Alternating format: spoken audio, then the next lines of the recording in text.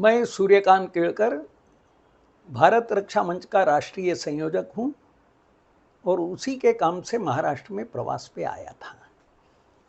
यहाँ माननीय शिवराज पाटिल जी का दिया हुआ बयान जो एक पुस्तक विमोचन कार्यक्रम में उन्होंने दिया है, पढ़कर आश्चर्य हुआ कहना उतना ठीक नहीं है। उनके इस प्रकार के विधान पर, उनके बुद्धि पर मुझे दया आई। किस तरह ये व्यक्ति सोचता है, सोचने का स्तर इतना गिरा हुआ है। किंतु ये इनका पहली बार का मामला नहीं है। इन्होंने पहले भी जो मालेगांव विस्फोट में जो लोग पकड़े गए थे उनको छुड़ाने का पूरा प्रयत्न किया, तब ये गृह मंत्री थे, और साध्वी जी को उसमें फंसाने का प्रयत्न किया। वो सारा मामला कोर्ट में अब आ रहा है।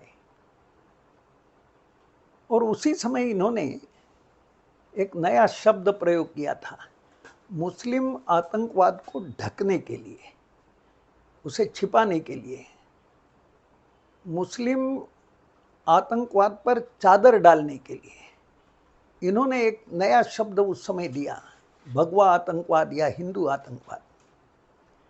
सामान्यतः सब लोग जानते हैं कि हर एक मुसलमान यद्यपि आतंकवादी नहीं है तो भी हर एक आतंकवादी मुसलमान दिखाई देता है, ये सब लोग जानते हैं। और ये आतंकवादी क्यों है?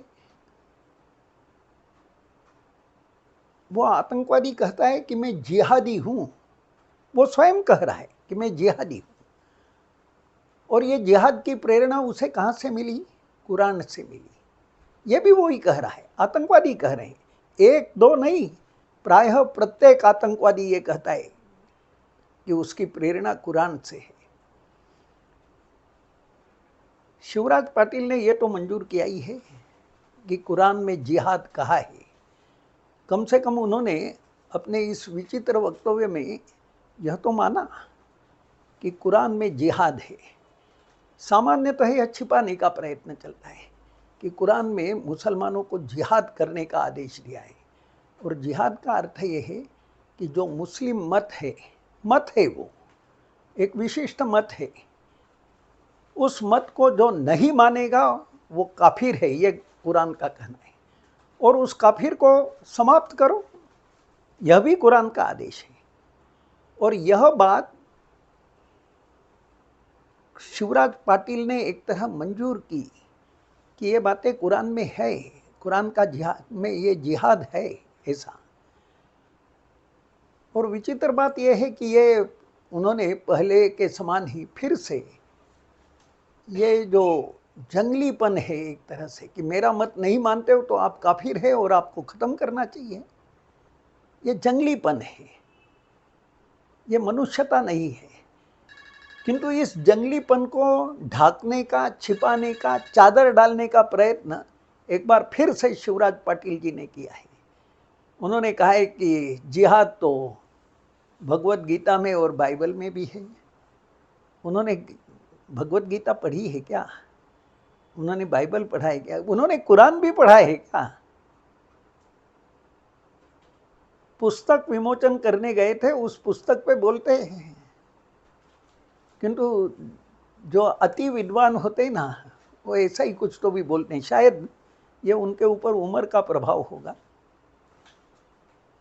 किंतु एक भारत का गृह मंत्री रहा हुआ व्यक्ति इस प्रकार का बयान देकर हिंदुओं की भावनाओं को आहत कर रहा है और मुसलमानों के जंगली जिहाद को प्रोत्साहन दे रहा है। इसलिए मैं महाराष्ट्र सरकार से मांग करूंगा कि अभी सुप्रीम कोर्ट ने अभी कहा है कि ऐसे भड़काने वाले वक्तव्य, ऐसे निंदा करने वाले वक्तव्य, ये हेट वक्तव्य है, ऐसे लोगों पर सरकार मुकदमा चलाए, गिरफ्तार करे। और एक प्रमुख पद पर रहा हुआ व्यक्ति जब ऐसा बोलता है तो उसकी गलत बातों का प्रभाव जनता पर पड़ता है। इसलिए सरकार इस दृष्टि से भी उन पर शीघ्रातिशीघ्र कार्रवाई करे, ऐसा मेरा महाराष्ट्र सरकार से आग्रह है। मैं इसके साथ ये कहना चाहता हूँ कि लोगों ने ऐसे मुद्दों पर जिनके बारे में जानकारी नहीं है उसके बारे में बोलने से बचना चाहिए। मैं इतना ही कहना चाहूँगा कि लोग भी ऐसे लोगों के वक्तव्य पर ज़्यादा ध्यान न दें। ये मान ले कि व्यक्ति बुढ़ापे में अब कुछ ऐसे ही अनर्गल बोलना शुरू हो गया है। या मैंने 2 उदाहरण तो बताई, मालेगांव का और ये, किंतु पहले भी वो ऐसे बोलते रहे। इससे व्यक्ति की निम्न मनोवृत्ति समझ में आती है। बंबई में वो जो हमला हुआ था ना, कौन सा, 26/11 का, ताज होटल, उस समय जरा आप याद करो, जरा उस समय के अखबारों को देखो। उस हमला होने के कुछ ही समय बाद एक पुस्तक एक मुस्लिम पुलिस अधिकारी द्वारा, महाराष्ट्र के किसी बड़े पुलिस अधिकारी द्वारा एक लिखी हुई एक पुस्तक छापी गई और उस पुस्तक का विमोचन किया दिग्विजय सिंह ने।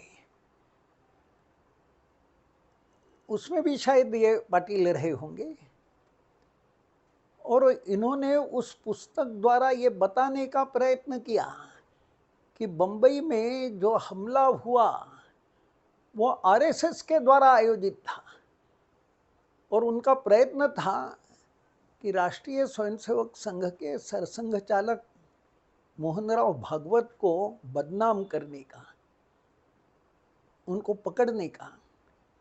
ये तो अच्छा हुआ कि महाराष्ट्र के एक पुलिस ने उसको जीवित पकड़ लिया, हमलावर को। प्रयत्न पूरा ये था पाकिस्तानियों का भी कि ये मामला हिंदुओं के ऊपर लाद दिया जाए।